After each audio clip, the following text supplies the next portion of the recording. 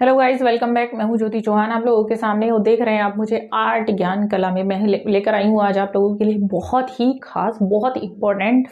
क्योंकि देखिए 24 दिसंबर को एग्जाम है EMRS का। मेरा वीडियो इस पर आप लोगों को पहले भी मिल चुका है, मैंने बताया था, आप सब लोगों को अपडेट भी मिल चुकी है। ठीक है, अब इसके लिए काफी लोगों की डिमांड आ रही थी। जैसे क्वेश्चन पेपर तो मैंने बता दिया और आप लोगों ने वो सॉल्व भी करने शुरू कर दिए। जैसे कि मैंने बताया हुआ था KBS, NBS, DSSP के सॉल्व करिएगा, इंडियन आर्ट के, यूपी TGT के भी सॉल्व करिएगा। यूपी TGT में भी वेस्टर्न ज्यादा नहीं आता है तो उस वेस्टर्न को हटा दीजिएगा, बाकी आप वही पेपर सॉल्व करिएगा। ठीक है, इसके प्रैक्टिस सेट्स आपको मेरे मिल जाएंगे, मैं सॉल्व करा भी रही हूँ, मेरा बैच भी चल रहा है। अगर आप ज्वाइन करना चाहते हैं तो बैच ज्वाइन कर सकते हैं 15 डेज में। आपको जितना मैंने पीछे के करवाए हुए हैं वो भी मिल जाएंगे, जितना मैं करा रही हूँ वो भी आप लोगों को मिल जाएंगे। और ये जो प्रैक्टिस सेट्स रहेगा आप लोगों का 1 ईयर के लिए वैलिड है, तो आप इसको आगे भी अपना यूज कर सकते हैं, चाहे किसी भी एग्जाम के लिए, खाली ऐसा नहीं है। MRS के लिए 15 दिन के लिए वैलिड रहेगा। ठीक है, चलिए अब हम आ जाते हैं मुद्दे पर। मुद्दा क्या है? आज का मुद्दा है हमारा EMRS, जो मेन टॉपिक है कि हमें इसमें कुछ लोगों के सवाल थे क्या क्या आएगा। जैसे कि मैंने जब ये नोटिफिकेशन आया था तब भी मैंने बताया था, और आज फिर मैं ये लास्ट वीडियो रहेगा EMRS का, इसमें भी मैं बता रही हूँ। क्योंकि देखिएगा ये मेरे पास सामने अभी सिलेबस है, तो सिलेबस के कुछ टॉपिक मैं बता देती हूँ। फर्स्ट पेपर जो कि कॉमन पेपर है, जनरल अवेयरनेस का है। जनरल अवेयरनेस में आप देखेंगे general knowledge and current affairs with special emphasis in the field of education से रिलेटेड आएगा। ये आपका 10 नंबर का होगा, 10 क्वेश्चन होंगे, 10 नंबर के क्वेश्चन होंगे आपके। और सेकंड जो आपका रहेगा रीजनिंग एबिलिटी, ये भी आप लोगों की 10 नंबर की रहेंगी, जिसमें पजल्स आएगा, सीटिंग अरेंजमेंट आप लोग कैसे उसमें होता है रीजनिंग में, data sufficiency, statement based question, verbally जो रीजनिंग के क्वेश्चन होते हैं, inequality, blood relation, sequence and series, direction test, assertions and reason and Venn diagram से रिलेटेड 10 नंबर के ये आपके आएंगे। ठीक है, कुल मिला के देखिए, अगर आप देखें तो 120 नंबर का जो है आपका पेपर होगा। कैसे होगा? नॉलेज ऑफ ICT से जो क्वेश्चन आएंगे ये भी 10 नंबर के ही रहेंगे। ठीक है, तो fundamentals of computer system, basic of operating system, MS office, keyboard, shortcut and their uses, important of computer terms and abbreviations, computer network, cyber security and internet, ये जरूरी है आर्ट के लिए। आपको मांगते हैं एप्लीकेशंस की नॉलेज आपको होना चाहिए।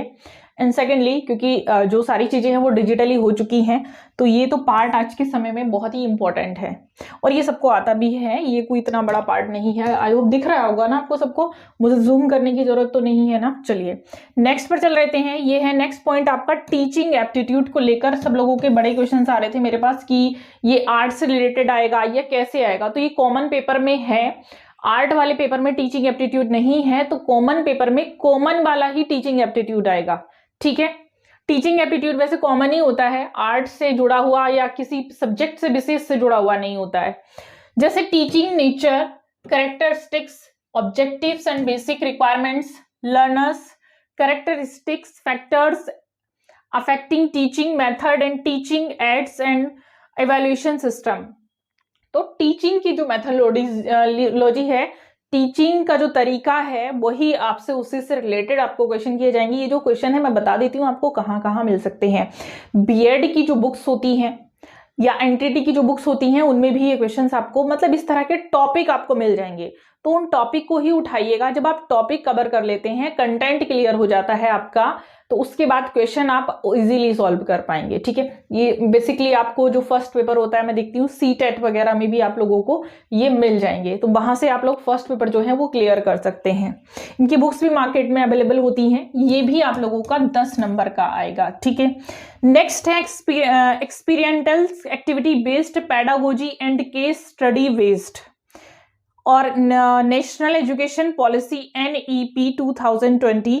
तो ये देखिएगा, कुल मिला के मैं कहूँ टीचिंग एप्टीट्यूड 10 नंबर का आ गया आपका, और ये सब जो है आपका पेडागोजी, तो पेडागोजी भी आप लोगों की आएगी। इसके बाद मैं सीधा सीधा बोलूंगी कि यहां पर आपका आएगा 80 नंबर का सब्जेक्ट का पेपर, आपका जो अपना सब्जेक्ट रहेगा। ठीक है, और इसमें फर्स्ट पेपर से रिलेटेड जो आपका रहेगा, हाँ, ये देखिए, ये आपका कुछ हिंदी, इंग्लिश, ये इसमें दिया हुआ था। मैंने आपको बताया था जो फर्स्ट वीडियो था, एक तो आपको लैंग्वेज चूज करनी है, ठीक है। जो भी आप लोगों की लैंग्वेज रहेगी तो लैंग्वेज से रिलेटेड आप लोगों का आएगा। तो जनरल हिंदी है, जनरल इंग्लिश है, एक तो ये चीजें तो आपको आनी ही है। अच्छा, ये इंग्लिश का दे रखा टीजीटी, क्लियर है। तो ये आप लोगों का हो गया। ये आप लोगों को आई होप समझ में आ गया होगा, ठीक है। पेडागोजी आप लोगों को करनी है, थोड़ी बहुत पेडागोजी कर लेंगे जितनी भी है। बाकी तो इसके बाद आपका जो रहेगा वो एक लैंग्वेज का था, तो लैंग्वेज भी आप लोगों को करनी है। लैंग्वेज से थोड़ा सा फर्क ये पड़ता है, जैसे आप कहीं किसी बाहर के एरिया से रिलेटेड हैं तो आपको अगर अपनी ही लैंग्वेज आती है तो आपको अपने ही एरिया में जो है जॉब मिल जाएगी, मतलब आपका जो ज्वाइनिंग है वो आपके अपने एरिया में हो जाएगा।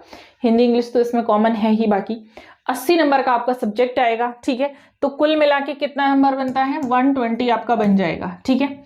अब इसके बाद देखिएगा, मैं भी कुछ और आपको यहां पर बताने वाली हूं सिलेबस से रिलेटेड।